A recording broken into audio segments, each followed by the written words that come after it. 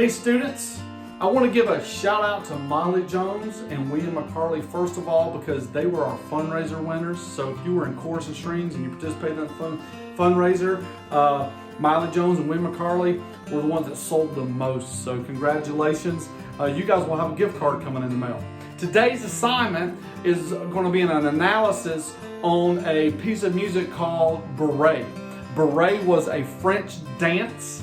And so it's kind of like, I'll talk more about it in the video in just a second. It's written by a guy named George Friedrich Handel, who was a Baroque era composer. So enjoy the lesson. Keep in mind that there will be 4 or 5 questions to answer about the assignment, about the video. So pay attention. You got to watch the whole thing and make sure you submit your assignment so you'll get credit for that. Hey, for our last assignment that I'm going to post in the Google Classroom on the Baroque style era music, we're going to look at this Bourrée and what I would need to do as a musician in order to play it. What things do I need to know? Okay, so some of the things are going to be things that we've already talked about in class, and so I just need to review a little bit of what you might already know and have forgotten. So let's take this over here. I'm sorry for the shaking camera. I'm doing the best I can with my phone. But hey, it's all fun. I've learned a lot about how to do online instruction. So anyway, it's all good. All right, so take a look at this. Right here, we have 2 lines. Remember, we call that the staff. Those 5 lines here, 5 lines there. See that it's connected by this bracket right here. It's got this line that connects these 2 staves. One's got the treble clef. These are your clef signs, treble clef and the bass clef. So that's what the piano would read. And that's what choir, if you're in choir and you read music, you're reading a grand staff all the time. So that's what that is. We need to know that. If you get to the right, then you see this hashtag. These hashtags are called sharps. And then this little area between this clef sign and this symbol is called the key signature, and that tells us what notes to play. We'll talk about that in our instrumental and vocal range here in just a second. This next symbol right here is called the time signature. The time signature gives us our timing. 4/4 tells us we have 4 beats in the measure. 1, 2, 3, 4 starts all over. 2, 3, 4, like that. That could be faster or slower, just depends.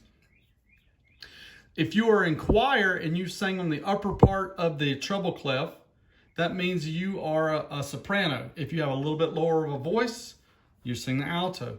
If you are a male in choir and have a higher voice, you would be a tenor and a bass. The 4-string instruments are the closest that we have to emulating or copying what choir would do. The upper part's violin, middle part's viola, cello, and the string bass. The good thing about being an instrumentalist, whether you're in band and you're in the woodwind section or you're in the brass section, those instruments are separated into these voicings as well. So you have woodwind instruments that are all these different areas as well, and the brass instruments. So they're all very similar in that round. The next thing I want to talk about is your instrumental or vocal range. So vocal range just means from the lowest note that you play, sing, to the highest note that's played or sung. So this right here is telling us that in the key of G, that the lowest note is G. Which sounds like this.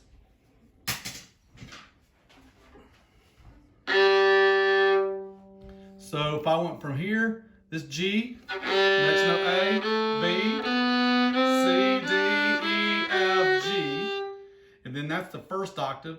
The second octave would be G, A, B, C, D, E. And then I have this extra note here that's A, because when we actually look at the Baroque, the Bourrée that we're looking at today, they have some notes that go a little bit below this G, a little bit above that A. So that would be the range. And if you're a vocalist and you sang, a lot of middle school, high school vocalists have a range a little bit more than an octave. So that would be do, so do, re, mi, fa, sol, la, ti, do. Now, if you are an instrumentalist or in the music classes and you can sing what I just did, do, do, re, mi, fa, sol, la, ti, do, and sing in tune, you might think about being in choir. All right, so getting back to the Bourrée. So let's think about, let's go back over here. What even is a Bourrée? See, that's where I'm getting this from, this Bourrée. Bourrée is a type of dance, is a French dance, and a lot of courts, courts, what I mean like royal courts where kings and queens and princes and, you know, all these higher up people who would go to parties and stuff and they would dance. This was just kind of like a type of dance that they would do. There are many Bourrées. It's kind of like saying, okay, let's play some pop music, and then you just have a bunch of songs that fit into that category. So that's all a Bourrée means. You can look up Bourrée on YouTube or on the internet, and they'll come up with a bunch of examples. So the next thing that you would see would be this marking right here. This is the tempo marking. This tells us how fast or slow that we're going to go. Allegretto means that we're going to be going at 100 beats per minute. Now, there's 60 seconds in a minute. And every second's about like this. 1 Mississippi, 2 Mississippi, 3. So if I were going this tempo, that would be 60 counts per minute, beats per minute, BPMs. So if I wanted to go faster than that, then I would have a higher BPM time. Allegretto means there's 100 to 112 beats per minute. This is kind of neat right here. This is an old metronome that my parents used to use. And you just press this like this, and it just kind of goes like this. So when you're practicing, you can raise or lower this metronome, and you can tell they got all these numbers on them. So if I go to about right here to where it's 104, that's allegretto. So each quarter note I play is going to be ba, ba, be, ba, ba. It's going to be about that tempo. Metronome is a very useful tool for your practice time.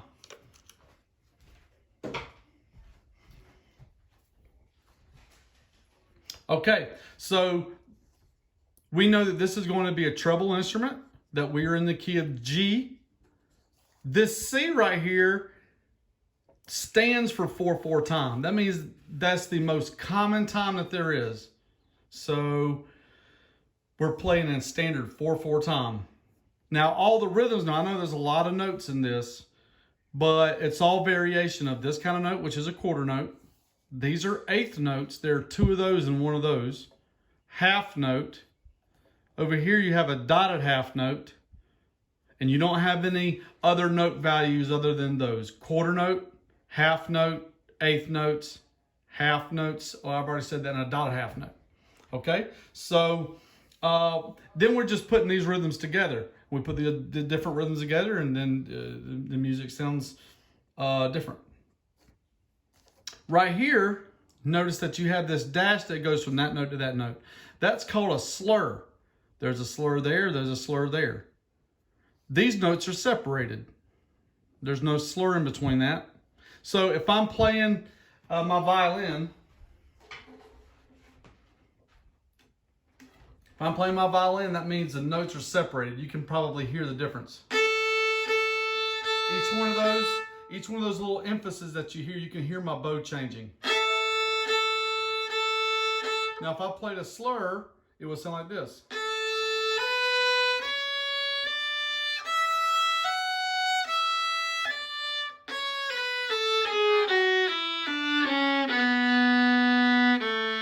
I don't know if you can hear the difference between these slurred notes and the same note separated. The thing about Baroque style music is that most of the time, the instrumentalist never lifted their bow off the string. So if they went down bow, the next thing would be up bow. So you got down, up, and unless they have a slur,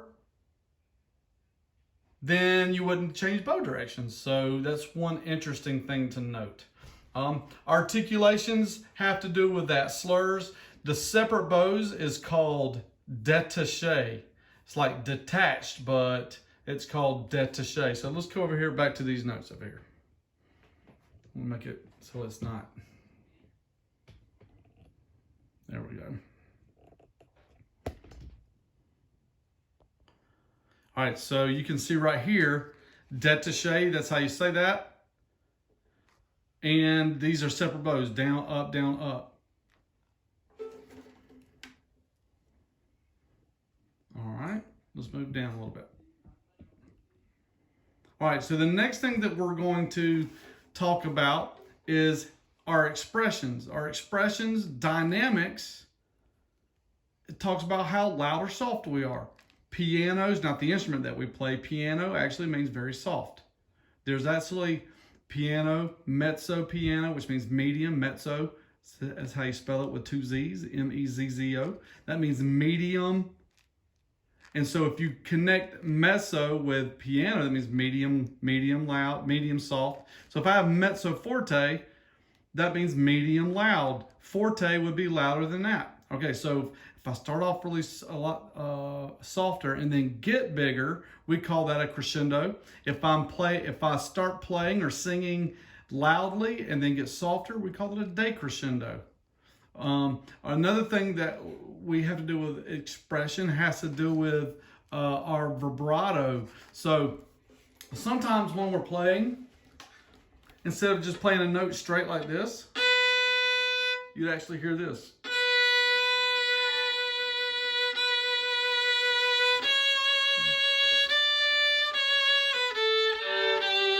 It just makes it sound prettier. Now vocally I can do the same thing.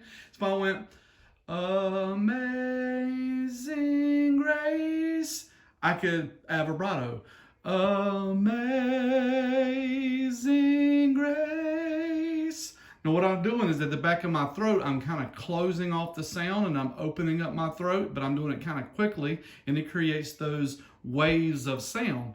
La, you could probably try that. It sounds kind of funny at first, but the more you do it, the better you get at it. So let me show you where some of those things are in the actual piece. Okay, so this piece starts off piano. We got some slurs here. And there's another thing I wanted to talk about. So vocally, we do the same thing. So just take a moment and practice and say, I don't know, just say, I will. No, actually, we need to sing that. Sing do, re, mi, fa. That's the 4 notes. You're just going do, re, mi, fa. And you're giving each one of those a push of sound. Do, re, mi, fa. So if I wanted to slur that, I would go do, re, all in one breath. Do, re, mi, fa. That's all slurred because I didn't take a breath or in between everything that I said. So even vocally we can do slurs. So we have some slurs here. But then you see this is a crescendo. This is a decrescendo. All right, there's your medium forte. And it gets back to piano. Now, espressivo is meaning that you want to be very expressive. So you're probably going to add some vibrato. Back to mezzo forte, decrescendo. Okay, so the loudest that we are in the piece is a little further down. You actually have a forte right there. You have a double piano, so that's going to be very soft. Okay, so you got to keep in mind all of those dynamics as you play so that the song doesn't sound exactly the same the whole way through. All right, just one more thing and then I'm going to play some for you so that you can hear it and then you'll just need to answer some questions. Okay, so the last thing that we talked about in the last assignment was form. We talked about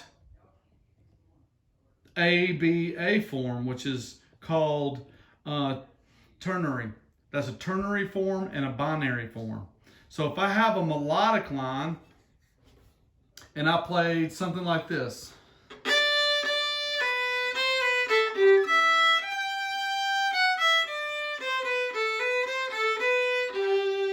All right, and then I went further down into the section and I played something that sounded different.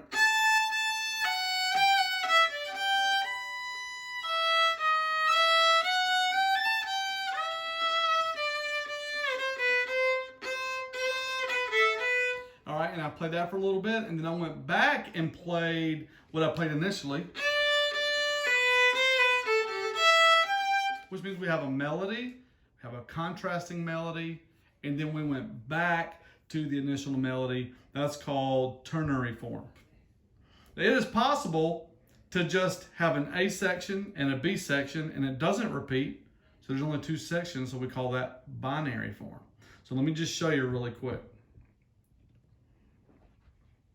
So here we have this initial melody right here, and it goes all the way through this line until I get to this right there. And then it's actually going to repeat the A line again. So this is going to sound the same up until this point. Now this shows us a double bar line right there. So that means there's some kind of ending right there. This next section is going to be your B section. And I'm going to play it for you in just a second. And it does this. It goes all the way through here. And then it repeats. And then you go to the end. Let me show you. You go to this end, and this section sounds like something that we've heard. That repeats the B line. And then you get right here, and it sounds like the beginning again.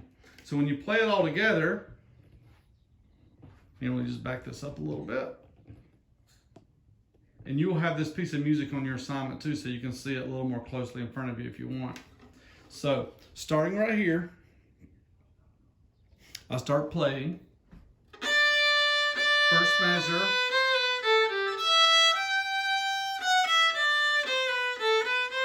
Slur.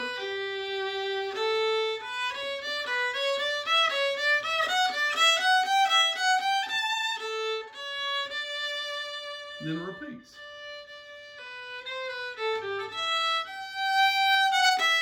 A little bit softer.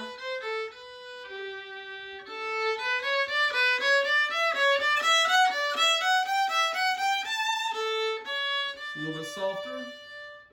B section. A little bit softer. On the fifth line.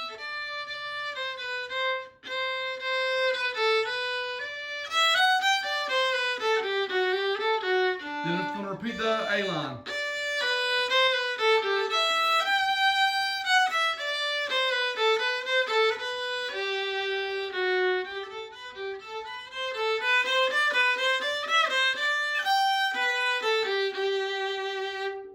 Back to the B.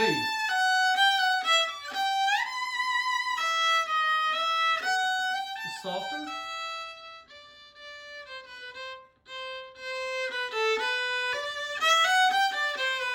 Last two lines. Back to the A line.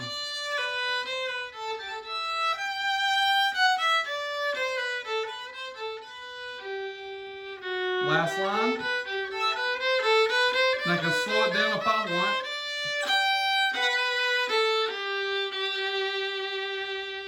So that piece followed an ABA form. So that's just an interesting way of taking a piece and just thinking about it really quickly.